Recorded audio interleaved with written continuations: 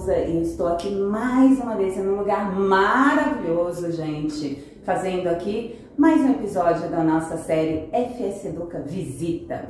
E eu tenho a honra de estar aqui com uma pessoa muito querida para mim e muito querida para o mercado, porque ela é uma simpatia, que é a dona Sabrina Espinosa. Super obrigada, Sá, por nos receber aqui. Imagina, obrigada por estarem aqui, por conhecerem, visitarem e acompanharem um pouquinho do dia a dia aqui dessa loucura que é cuidar de facilities da Melicidade.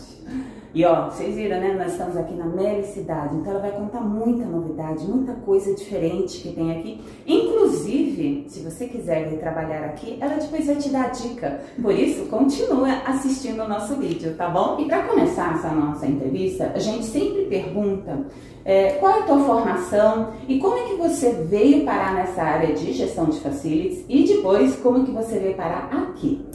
Eu sou formada em arquitetura e urbanismo já há alguns anos, não vou falar quanto. Começou pequenininha. Comecei muito jovem. E entrei no mundo de facilities por acaso. Eu fazia projetos de arquitetura, trabalhei em escritórios de arquitetura e fui, por acaso, trabalhar para fazer projetos de layout numa empresa de logística. Por coincidência, né? Depois eu voltaria aqui no Melicidade, no Mercado Livre. E aí, não tem ninguém que cuida de frota, você não quer cuidar? Não tem ninguém que cuida de limpeza, você não quer cuidar? E aí eu descobri que eu estava fazendo facilities, e aí eu entrei nesse universo e me encontrei. Eu entendi que o meu caminho não era ficar fazendo projeto de arquitetura. Eu estava sendo feliz cuidando de pessoas e podendo proporcionar experiências e trazer os colaboradores para um nível de receber serviços que antes as pessoas não tinham. Naquela época nem chamava facilities ainda, nem facility management, nem era reconhecido, não era nada disso. Então eu me sinto um pouco formadora desse caminho aí que hoje a gente conquistou com tanta alegria. E, enfim, aí eu passei a gerenciar serviços, fui trabalhar de gerenciadora, depois trabalhei em mantenedora, que é a ponta do negócio mesmo, descobri por que demorava tanto tempo para trocar uma lâmpada. E quando você é cliente, você fala, precisa trocar essa lâmpada, tá bom. E você quer a lâmpada assim, na hora, né? Eu falo, gente, por que é tão difícil trocar uma lâmpada? E aí eu fui ser a trocadora de lâmpada, né? E aí entendi que precisa de toda uma logística, tem toda uma abertura de chamado, compra, enfim, tem todo um processo burocrático que acontece ali por trás e que precisa acontecer e que justifica a demora. E aí recebi a proposta para vir aqui pro Mercado Livre. Não foi fácil entrar, foram 7 entrevistas. Nossa! Foi um árduo caminho aí para poder entrar. Mas a primeira vez que eu entrei aqui na Melicidade, eu olhei e falei, eu preciso trabalhar aqui. E aí eu acredito muito na energia que a gente emana. Aqui é meu lugar. Aqui é meu lugar. E eu acho que o universo recebeu essa energia e me trouxe de volta. E aí eu fui contratada há 5 anos e 4 meses atrás. Nossa, que legal, muito bom. E aí quando você chegou aqui, já tinha uma área de gestão de facilities estruturada ou você precisou começar? Como é que foi isso? Já tinha, mas era outra empresa, né? O Mercado Livre há 5 anos atrás era outra empresa. Com certeza. É o mesmo CNPJ, porém outra empresa. Já tinha, mas a gente cuidava de escritórios. E os escritórios eram a Melicidade, que era nova, ou seja, tinham pouquíssimas necessidades aí de melhoria ou de inovações, porque ela foi um projeto que quebrou paradigmas de corporativos, né, no Brasil. Veio o conceito lá do Vale do Silício, então tinha poucas coisas para fazer. Poucas coisas é mentira, né? É um exagero, nunca tem pouca coisa para fazer, mas tinha menos coisas do que agora, por exemplo, que já é um prédio utilizado com 6 anos e tal. E a gente tinha um escritório na Berrini, de uma empresa que o Mercado Livre tinha comprado. E quando eu entrei, a gente começou a abertura do escritório de Florianópolis. Então eu entrei e já toquei a obra. Era estruturado, mas era muito menor, né? Muito menor, assim. Era eu e a Luana, na época, que você conheceu. E só. E aí a gente foi estruturando com a contratação de analista, depois o Mercado Livre cresceu muito na parte de envios, então a gente ficou com sites pulverizados, então estruturou a equipe para poder cuidar desses sites, tanto de projetos, quanto de obra, quanto de facilities. Então hoje a área é muito maior, né? Muito mais estruturada e tem a nossa marca. Agora, de fato, a gente é questionado para qualquer ação de estratégia que precisa, tanto no escritório quanto em shipping. Não, vamos chamar o time de real estate, que acabou englobando mais coisa do que só facilities, Mas a gente está num outro papel, num outro patamar hoje, sem dúvida, como área. Hoje a área aqui é conhecida qual o nome? Corporate Real Estate? Real Estate Corp. Real Estate Corporate. E aí tem desde projetos de arquitetura, concepção, contratação, obras, então também contratação de construtora, junto com o time de compras e tal, gerenciamento de obras, implantação e aí entre facilities que fica ad eterno. Fora toda a parte administrativa para cuidar disso, né? São mais de 2.000 notas por mês, mais de 2.000 pedidos de compra abertos que a gente tem que trabalhar aqui. Então tem também uma estrutura administrativa por trás disso. E hoje na tua equipe, quantas pessoas você tem? Como é que é estruturado isso? Somos 9 Mercado Livre e terceiros com gerenciadora 80 e mais os times terceiros, propriamente dito, que são os que fazem a roda girar, que aí são mais de 100. Nossa, espalhados pelo Brasil, né? Muita gente. Hoje, quantas unidades que vocês então gerenciam no Brasil? 136, até a última notícia que eu tive, que aqui é assim, né? Cada dia é um número, mas a última é 136. E aí, sabe, eu vejo que você acompanhou toda uma evolução desse período do Mercado Livre, desde que, né, que você falou assim, poucas coisas, tá? Não eram poucas coisas, mas teve um crescimento significativo de 5 anos para cá, né? Mudou radicalmente tudo, e principalmente na pandemia, que foi uma coisa assim que surreal. Como é que foi você vivendo todo esse crescimento da empresa e ao mesmo tempo no seu dia a dia como gestora de uma equipe, e como é que foi isso? Eu costumo dizer que a pandemia foi um tsunami. Veio uma onda, a gente se afogou, mas depois acalmou e, enfim, levou tudo e a gente teve que reconstruir, né? Um novo mundo. Pessoalmente foi uma loucura, porque eu tenho 3 filhos e de uma sexta-feira para uma segunda eu tinha que ter 5 computadores em casa, virei professora de homeschooling, foi minha insanidade. E em paralelo, quer dizer, assim... E o trabalho continuava, né? Exato, uma coisa que em casa estava teoricamente sob controle, iam para a escola, voltavam para a escola, estava tudo, né, eu sabia a rotina. Então veio também esse tsunami pessoal e o profissional, porque na pandemia o Mercado Livre cresceu exponencialmente. Foi na pandemia que realmente a gente triplicou o tamanho de quantidade de sites e tal. Hoje, olhando para trás, eu não sei explicar como que a gente conseguiu. Não sei dizer, assim, a gente chegou a fazer mais de 40 obras no ano. Nossa! Entre projetos, obras, implantação de serviços e facilities e tudo, e depois a gente tocando e...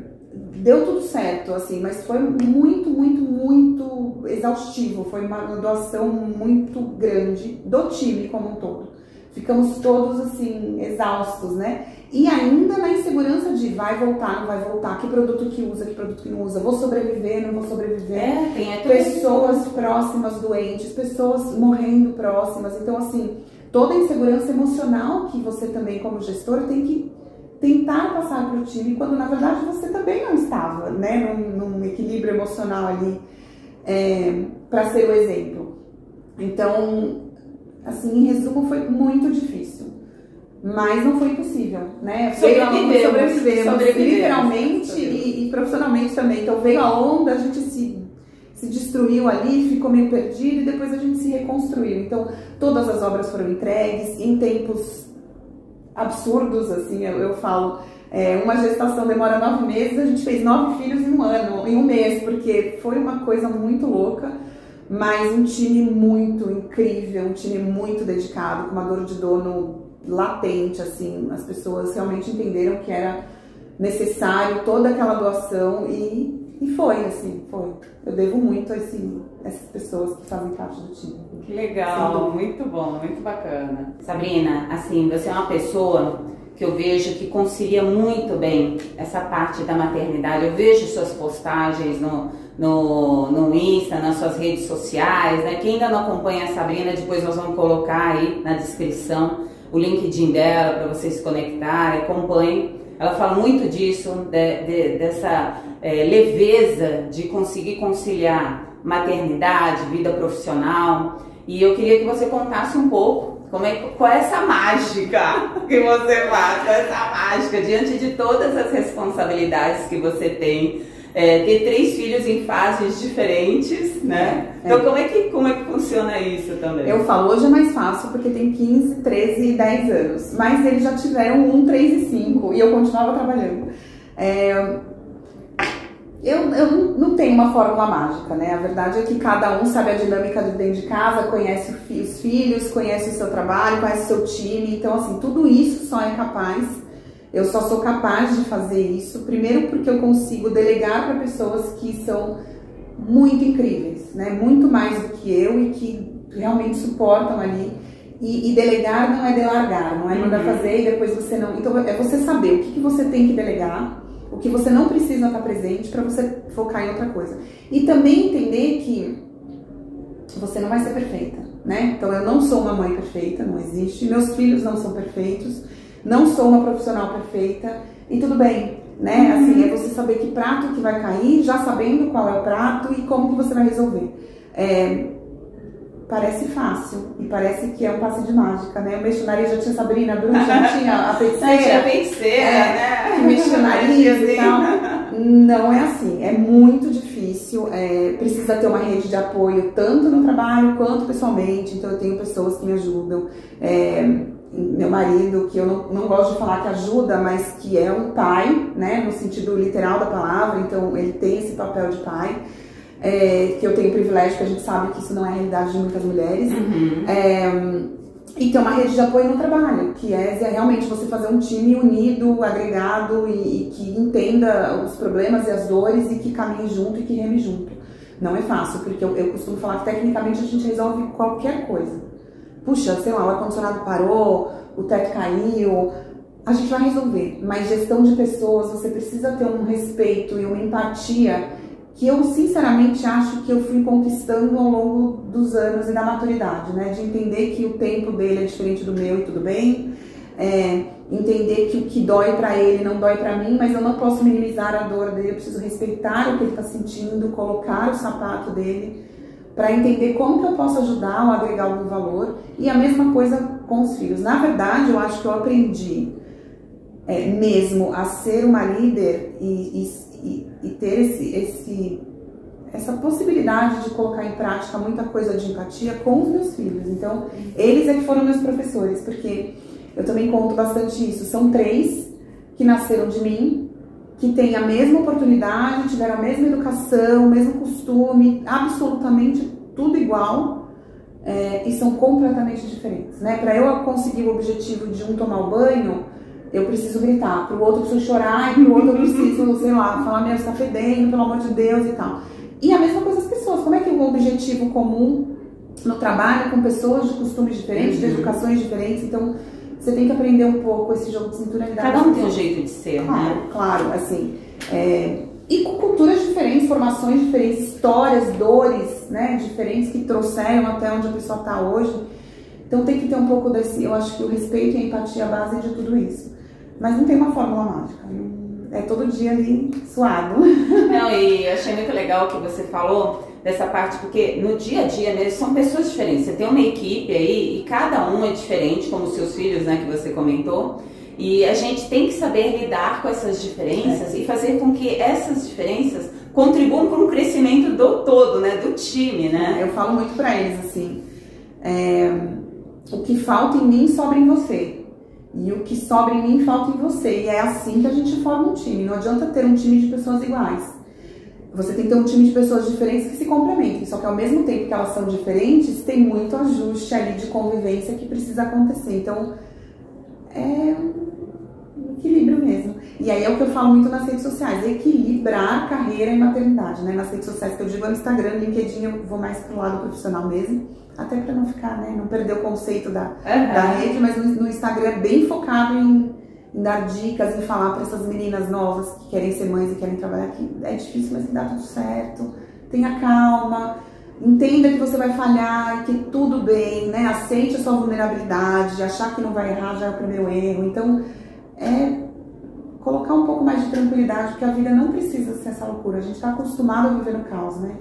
E assim, uma coisa bem legal que você está passando a mensagem, né, para as mulheres sempre sofreram uma cobrança muito forte, Do tipo de, se a criança não tá comendo, nossa, mas você como mãe não vê isso? Peraí, mas por que como mãe, eu tenho que ver isso? O pai também não pode ver, né? Então, mas a cobrança é sempre da mãe. Mas como? Você vai trabalhar fora e deixa seu filho em casa? Peraí, mas eu...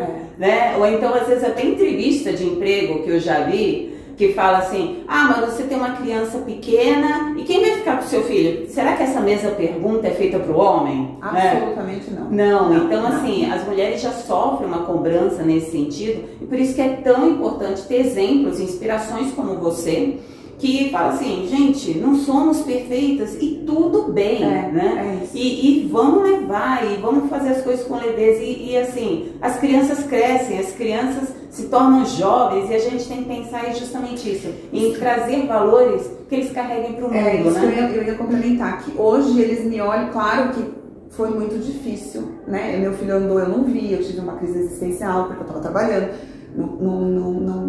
não podemos diminuir essa dor que nós sentimos como mãe, mas hoje eles me olham completamente diferente, né? Eles têm orgulho, dá pra ver. Não, minha mãe trabalha, minha mãe tá sempre em reunião, é uma coisa que pra eles é importante. E fora todo o exemplo positivo de, não, também ajudo com a grana, não, isso aqui eu que vou te dar, isso aqui seu pai que vai te dar, isso aqui a gente vai fazer junto, isso não dá, então vamos trabalhar junto pra gente fazer.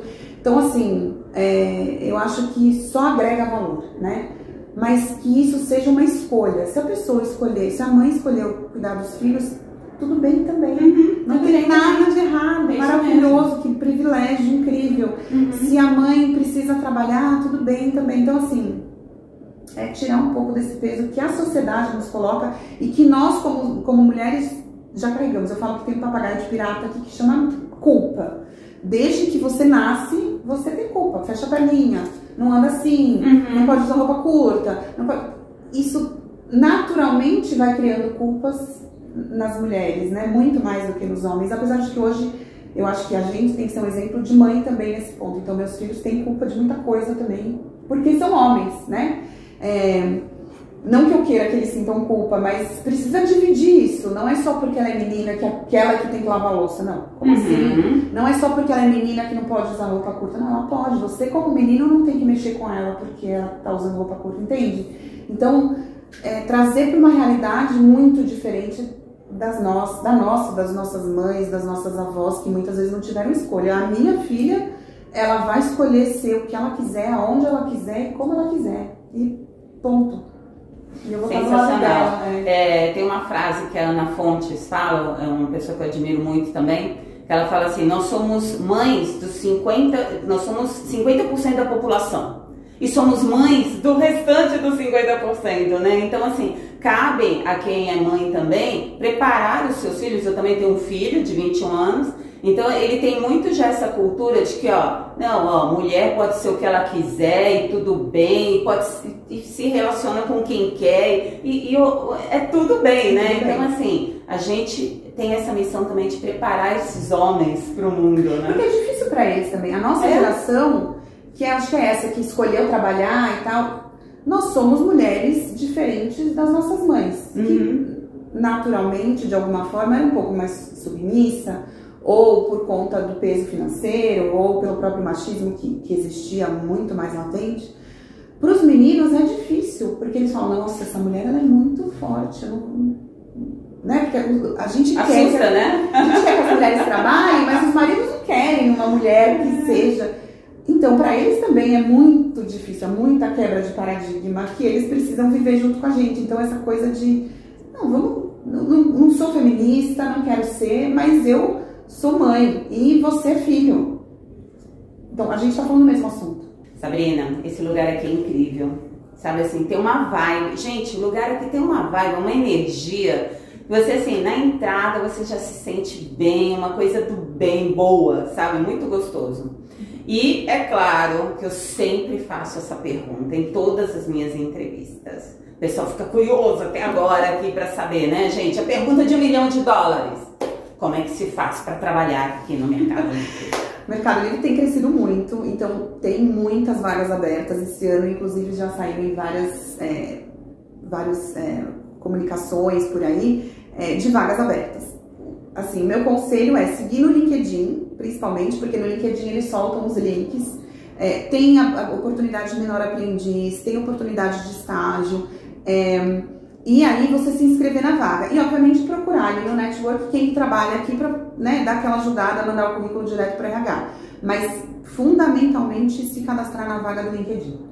Ótimo, aí viu? Fica a dica, hein? LinkedIn. E é claro, tem o seu perfil atualizado, né, gente? Muito com importante. Foto, com as características da área que você quer entrar. Então tem tudo isso, fica a dica, tá bom?